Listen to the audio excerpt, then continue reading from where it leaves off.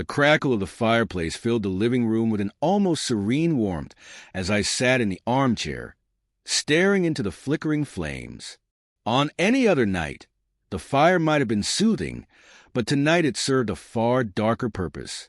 I leaned back, sipping whiskey from a glass that had been sitting on the shelf far too long. The drink burned on its way down, but the feeling was nothing compared to the searing betrayal coursing through me. Emily had always been the love of my life, or so I thought. We'd been married for 7 years, and in that time, I built a life around her. She was charming, ambitious, and always the center of attention wherever she went. I was proud to call her my wife.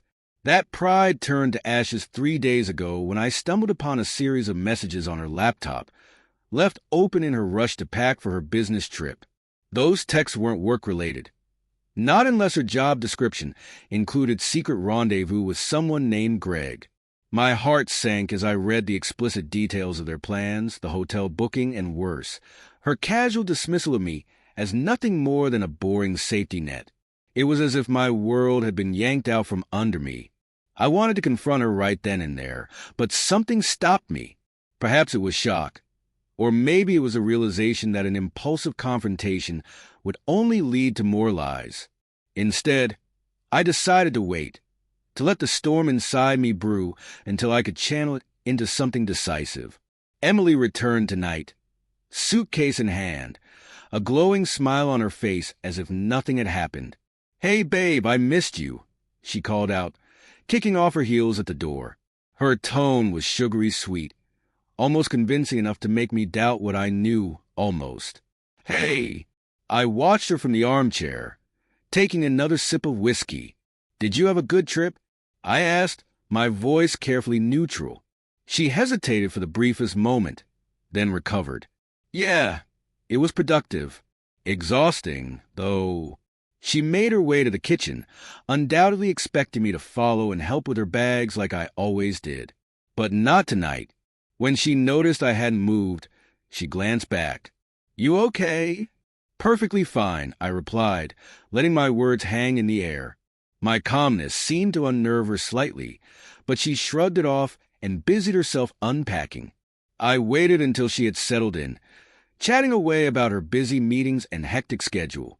Her lies flowed effortlessly, each one like a dagger twisting in my gut. Finally, she asked, "What's burning in the fireplace?" "It smells different."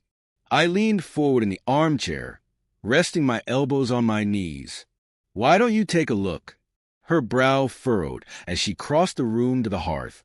The moment she saw it, her face drained of color. "What the hell is this?" she whispered, her voice trembling.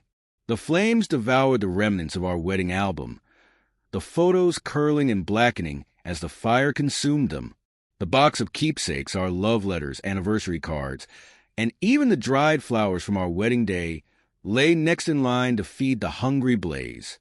"It seemed fitting," I said, my voice cold and steady. "These things don't mean much anymore, do they?" She turned to me, her eyes wide with a mix of panic and anger. "What are you doing? Have you lost your mind?" I stood, setting my glass down on the coffee table with deliberate precision. "No, Emily. For the first time in days, I'm thinking very clearly." She took a step back, the firelight casting eerie shadows on her face. "I don't understand." I pulled my phone from my pocket and opened the photos I'd taken of her laptop screen, holding it up for her to see. Her colorless face told me she recognized them immediately. "Care to explain who Greg is?" Her mouth opened and closed like a fish out of water. It's not what it looks like," she stammered.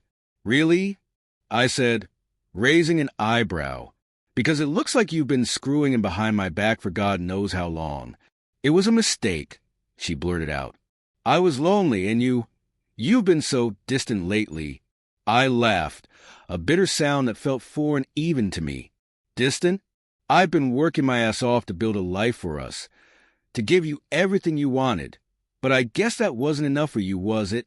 Her eyes filled with tears, but I felt no sympathy, not anymore. "Please, we can fix this." "It didn't mean anything." "Didn't mean anything?" I repeated, my voice rising. You planned an entire trip around him. You called me boring. You lied to my face every day. So don't stand there and insult my intelligence by saying it didn't mean anything. She broke down, sobbing into her hands, but I refused to let her tears sway me. I thought about confronting you when I first found out, I said, pacing the room. But then I realized you don't deserve that courtesy. You deserve to feel what it's like to have your world ripped apart. Her head snapped up. What are you talking about? I walked over to the mantel and picked up an envelope. I spoke to a lawyer. Divorce papers are already drafted. You'll find copies of the evidence attached. I've also contacted Greg's wife. She was very interested in knowing what her husband has been up to.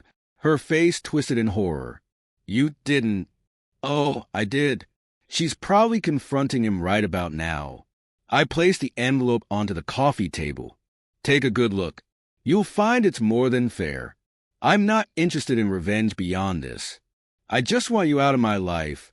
She sank to the floor, clutching the envelope like it was a lifeline.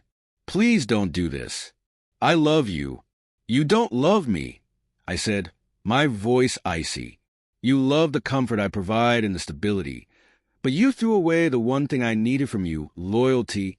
She continued to plead, but I'd heard enough. I grabbed my coat and keys. You have until the end of the week to move out, I said, heading for the door. If you're not gone by then, I'll have the locks changed. Where are you going? She cried. I paused, my hand on the doorknob. Anywhere but here. And with that, I stepped out into the cool night air, feeling the weight of betrayal begin to lift with every step I took away from her. In the weeks that followed, I filed for divorce and started the process of rebuilding my life. The sympathy from friends and family was overwhelming, but I didn't dwell on their pity. Instead, I focused on myself, rediscovering the hobbies and passions I'd set aside during my marriage. As for Emily, she moved out quietly, her pleas for reconciliation dwindling as she realized I wasn't coming back. Greg's wife left him, and last I heard, he was struggling to pick up the pieces of his shattered life. Good riddance. The fireplace has remained in use since that night. I keep it as a reminder, not of the pain, but of the strength it took to walk away. Betrayal may have burned my past to ashes, but from those ashes, I've begun to rise anew.